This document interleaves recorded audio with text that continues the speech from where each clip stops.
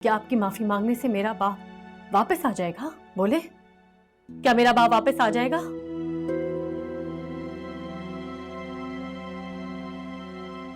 तमाशा बना के रख दिया है मेरी जिंदगी को। जब चाहा उजाड़ दी, जब चाहा मेरा लगा लिया। क्या दिखती हूं मैं, कठपुतली? क्योंकि ये मेरी गलत फहमी थी। आदत बदल सकती है, फितरत नहीं। आप एक कमजोर इंसान है जो मेरा और मेरे रिश्ते का बोझ उठा ही नहीं सका। तुमसे बहुत शर्मिंदा हूं ज़ाहिरा। तुम जो चाहे सजा मुझे दे दो, चाहे सारी जिंदगी मुझसे खफा रहो, कभी मुझसे बात ना करो। मैं खुदा की कसम उफ तक नहीं करूंगा, लेकिन प्लीज प्लीज मेरे साथ घर चलो। तुम कौन सा घर साथ? घर तो आप तोड़ चुके हैं, किरची किरची कर चुके हैं, बिल्कुल मेरी मान की तरह। समेटना चाहें भी तो नहीं समेट सकते आप।